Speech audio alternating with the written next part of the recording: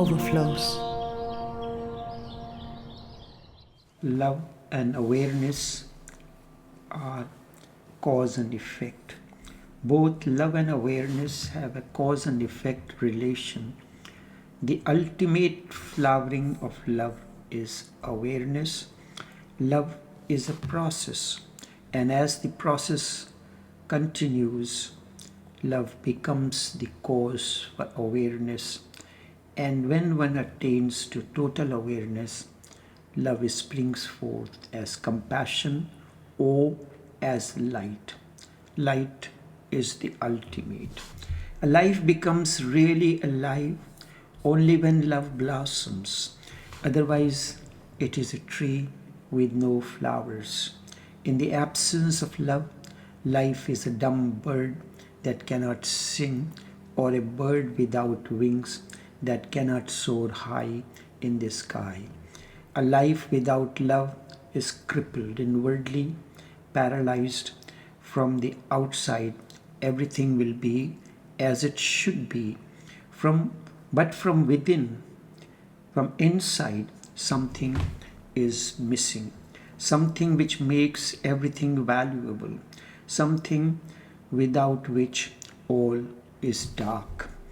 Love is the lamp of your innerness, the light of the within.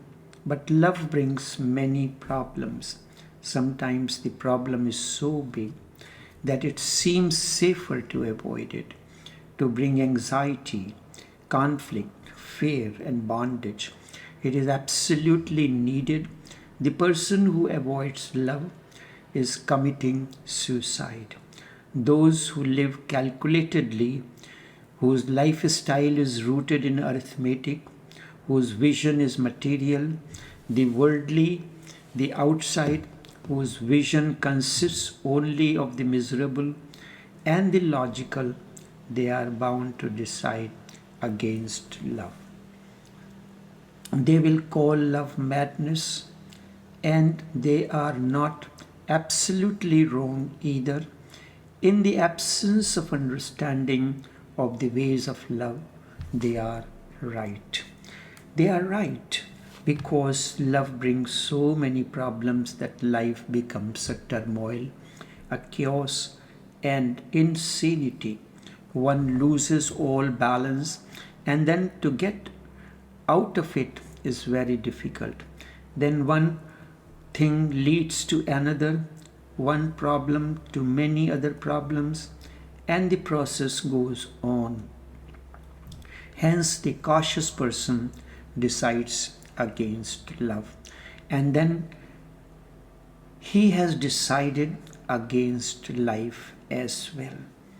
Then he will find no meeting in life, no meaning in life, no purposeful meeting, and he will live meaninglessly. Then he simply vegetates and calls it life.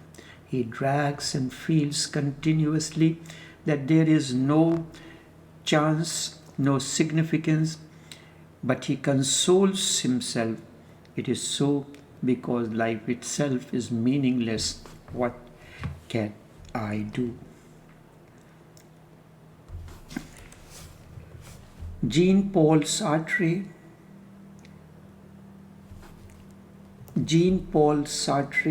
and other externalists say life itself is meaningless, so it is not our fault. Life is absurd. It is not our fault, but they are utterly wrong. Life is not absurd. Life is not meaningless, but meaning comes through love.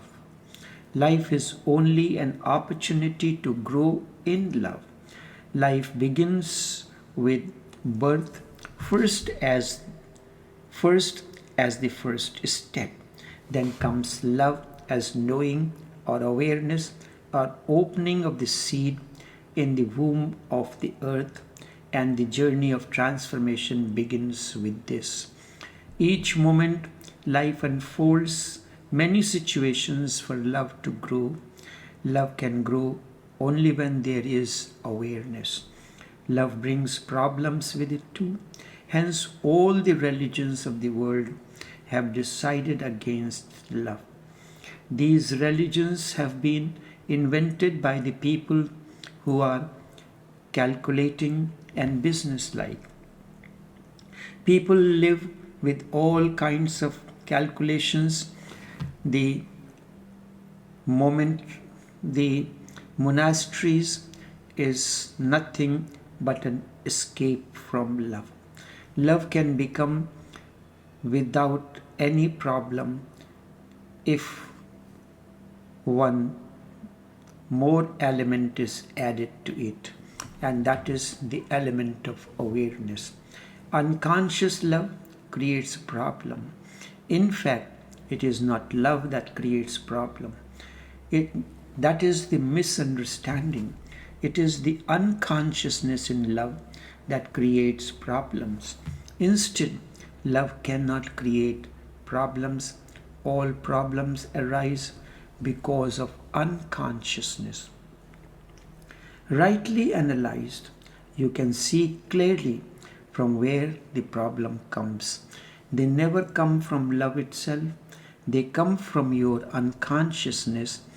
It is unconsciousness that creates jealousies, possessiveness, domination, fear, anxiety about the future, suspicion, doubt, and all kinds of such things. It is unconsciousness that brings anger, hatred, and conflict. It is not love at all, but we are such a mixture that unless you are very aware, you will not be able to separate them. The moment you become alert, they can be separated. And once you are able to separate love from unconsciousness, and you are conscious of your unconsciousness, it starts disappearing. Because that is the only way to make it evaporate. To be conscious of unconsciousness simply means that consciousness cannot allow unconsciousness to exist anymore. It is like bringing light into a dark room. The moment light is inside the room, the darkness disappears. Yes, when you are bringing the lamp and the room is still far away, you can see that it is dark. The closer you come, the more you can see that it is dark. However, the moment you enter the room, the darkness disappears. I remember a Sufi parable. Once a mystic asked one of his disciples, "Go out and see whether sun has risen yet or not." The parables are like cones or riddles that requires awareness to understand them. It is very early, the last phase of the night, and the disciples said, "There is no need to go. I can see from the window. It is very dark and the sun has not risen yet." But the master said, "When you can take a lamp with you, then take a lamp with you and go and look for the sun, whether it has risen yet or not. If it is dark, then take a lamp." The disciple got puzzled. The master looked crazy, but he is giving an indication to the disciple. Certainly he is not talking about outside world. He is talking about the inside world. He is saying, if it is dark, then take the lamp and look whether it is really dark or not. And the moment you take the lamp, darkness is no more. The same happens when you become aware. The first thing is that unconscious disappears. Awareness and love are not separate. When all the misery that has remained associated with love is no more associated with love, it becomes purified, a fragrance, and the unconscious starts disappearing because you start becoming more and more conscious of it. This is the whole process in the beginning of inner journey. Only two things have to be remembered: love and awareness. With love and awareness, inner search or journey begins. This is transcendence. This is journey from chaos to cosmos. This is flowering of life into light. This happens only when love becomes your awareness. Love bridges life and light. This is how the title of the book that I am presenting, the insights, has life, love, and light. Awareness grows very slowly, but it grows. One has to just be patient. There is no need to feel guilty or repent. The moment you remember that you have forgotten that you are doing, simply come back and start working again. Slowly and slowly, the period of forgetfulness will start getting narrower. My emphasis is simply come back. Do not cry and weep for the spilled milk. That is stupid. Certainly, it will take time, but slowly you will become aware that you are remaining alert more and more, perhaps for a whole minute, and then perhaps even for 2 minutes. If you just put a watch with a second's hand in front of you and keep your eyes on the movement of the second's hand, you will be surprised. You cannot continue to remember even for 1 minute complete. You will start watching as the second's hand begin the movement. You are to watch without distraction for 1 complete minute, 1 complete circle.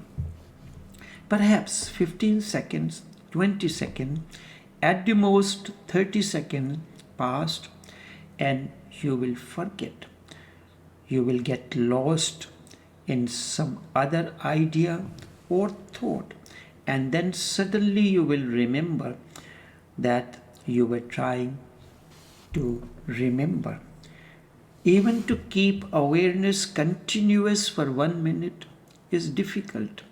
Therefore, you have to be aware that it is not a child's play.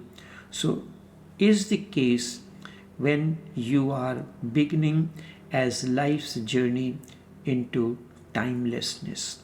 You are trying to be aware of small things in life. You have to remember that many times you will forget. You will go far away into something else. The moment you remember, try not to feel guilty. Then you will not be able to progress.